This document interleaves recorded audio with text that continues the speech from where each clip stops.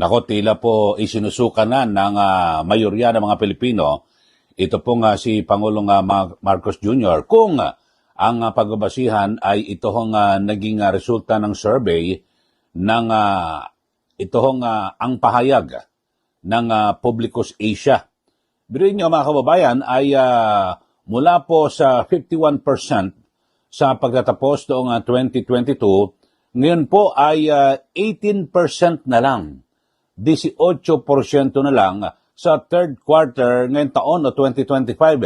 Grabe ho ito mga kababayan at ito po ay isang malaking senyales na talagang napakatindi po ang pagsadsad at pagkawala ng kumpiyansa ng publiko sa pamamahala ni Pangulong Marcos Jr. At isa po sa talagang dahilan, ayon po sa survey, ay yung governance issues. Yung kanyang pamamahala, siyempre, napakarami ho, no? Lalo halimbawa sa nangyaring lindol at gayon din po sa mga kalamidad, di ba? Yung bagyong Tino at Uwan. At sa mga nakaraan pa ho. Talagang mula po 2022, ng pagtatapos ng 2022, 51%. Ngayon ho, third quarter pa lang ho, 18%. Ano ho kayo pag sa fourth quarter nito ng 2025, sa pagtatapos ng taon? Lalo't ngayon, dami ho na mga nagrereklamo, di po ba?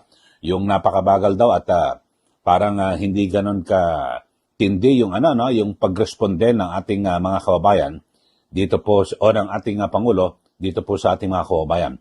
Ito, tingnan niyo ho sa inyong TV screen na kung saan 18% na lang po ang yung nakuhang marka ni Pangulong Marcos Jr. So, mukhang kapanipaniwala ho itong survey na ito kasi yung governance issues, okay ho ito. Kasi talaga namang napakarami ho ng mga pintaso sa pamamahala ng Pangulo at gayon din po, ito pinakamatindi, yung corruption controversies. Alam naman natin, talaga napakalawak ho ng nangyaring corruption, lalo na po sa flood control projects at iba't iba ho ng mga ahensya at maging government yung financial institutions, di ba? May mga ganon. At ito ho, political conflicts. So, tatlo ho yan, governance issues, corruption controversies, at political conflicts. Alam naman natin, political conflicts, talagang matindi po ang laban ho ngayon sa pagitan ng mga ni Pangulong Marcos at again din po ito hong sa mga Duterte. At base po sa ito ho, sa mga region, regional divide. So ito, anti-administration sentiment at talagang nagdomina ay ito hong Mindanao, 53%. Ito yung mga anti-Marcos, anti-administration. At Visayas, 52%, napakataas. Mga kababayan, at talagang dito lumilitaw yung ito ho'y matindi po ito, talagang nananatiling baluarte pa rin po ng mga Duterte. Mga kababayan. Samantala, itong pro-administration support ay nanatiling malakas naman ho. Diyan po sa North Central Luzon, 25%. At ganyan din po sa pinaka-bailiwick o baluarte ng mga Marcos. Diyan po siyempre sa Ilocos. At ang Visayas, mga kababayan, ay mukhang ito ay bilang battleground, key battleground. At yun, may malakas din ho. At ang matindi ho, dito sa Visayas, may malakas din ho ang administrasyon, pero malakas din po ang mga pro-opposition. Samantalang sa NCR at South Luzon, mukhang halos patas ho, mga kababayan. So, yan po, ang binabanggit ho dito po sa survey na ito. At tingnan ho natin sa mga henerasyon at yung gender, sa mga kababaihan ay ito, both neutral, 40%, yung anti-administration, 46%. At samantala, yung mga talagang nagpapakita na yung talagang muwabatikos sa pamamahala ng Pangulo, ito sa Gen Z voters, 18 to 24, talagang sila po ay anti-administration, 54%. At ang anti-opposition, 36%. May mga bumabanat na naman sa opposition, di ba?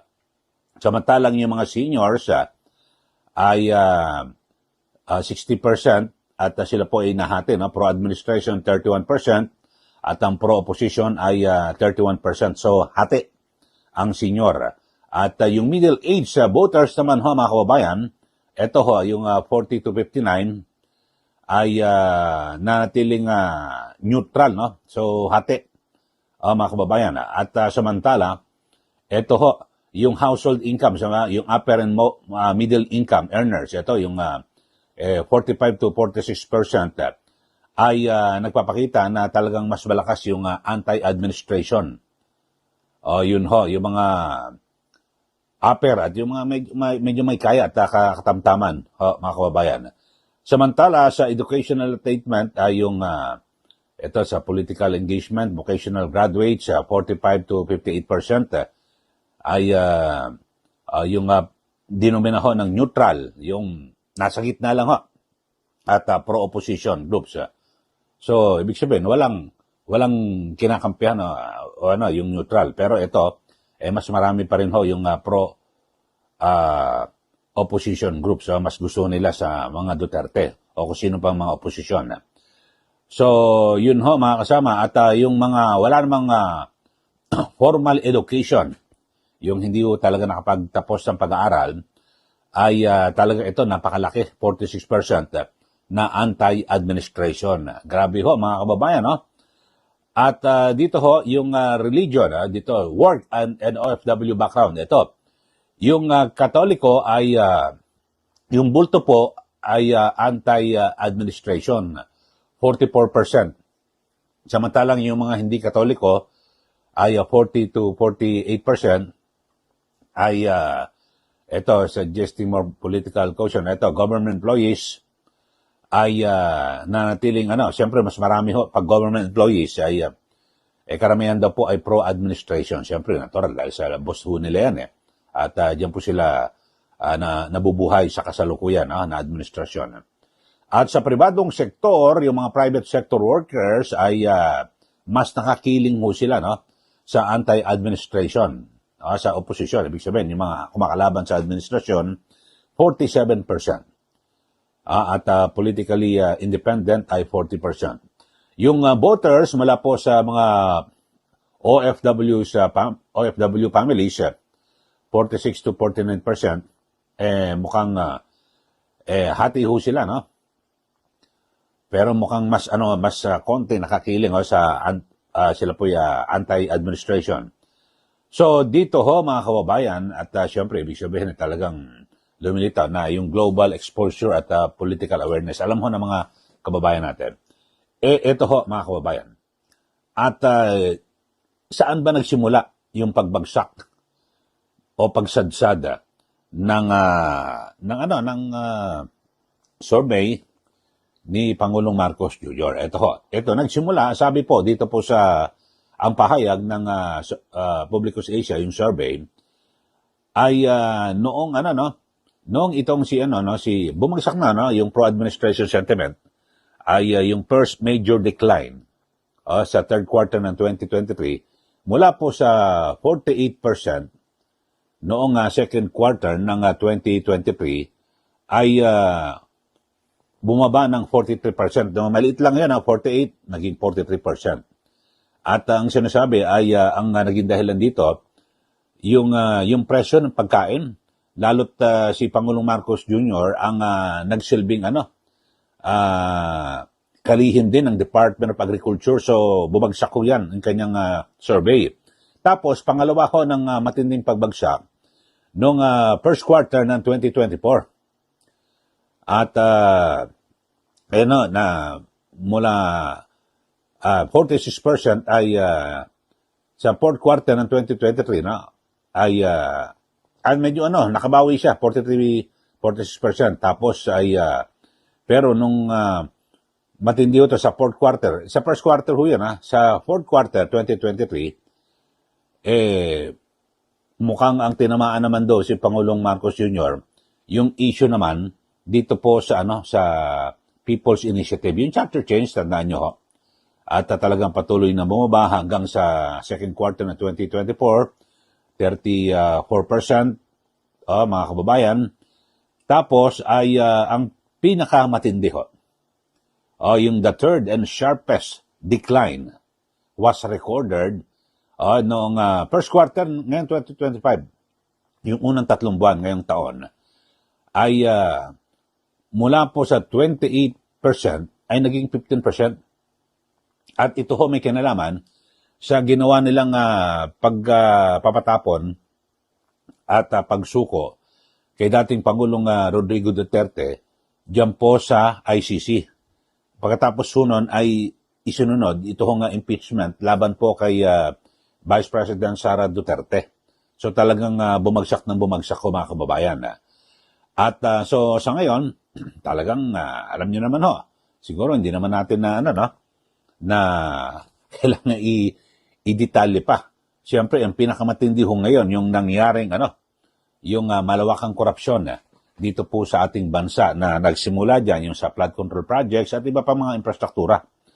So, yun ho mga kababayan, at itong pahayag survey ng Publicus Asia, ito po ay isinagawa nationwide. Non-commission po ito Ibig sabihin, walang nag-commission, walang nagbayad o naman. Independent po ito.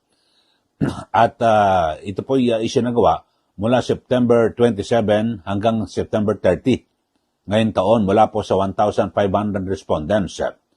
At na kung saan, lahat po rito ay mga registered Filipino voters. Yun ho. So, at yun, ganyan naman talaga yung ginagawang survey ng lahat to ng mga kumpanya na nagsusurvey. Kayo ho mga kababayan, itatanong ko lang ho sa inyo, kayo ho ba ay kumbinsido na talagang bumagsak po ang rating o popularidad ni Pangulong Marcos Jr.? Kasi mula po 2022, yung bago matapos ang 2022 kasi medyo bago-bago pa lang ho, kaupo lang, 51%. Tapos ngayon ho, third quarter ng 2025, 18%. Kayo ho ba? Naniniwala ho kayo na yung ganyang pagbagsak tama lang o masyadong mababa o masyadong mataas pa? Kasi may nakita ko mga reaction Nako, hindi 18% yan, negative 18 nga yan, may mga ganun yun talaga, anti-Marcos siguro yun. Pero, sige, magbigay na po kayo ng comment kung ano po inyong masasabi ho rito sa pinakahuling survey ng Publicus Asia, ang pahayag na kung saan ay nung unang mga buwan ng panunungkulan ni Pangulong Marcos Jr. ay napakataas. 51%, tapos ngayon 18% sad-sad talaga.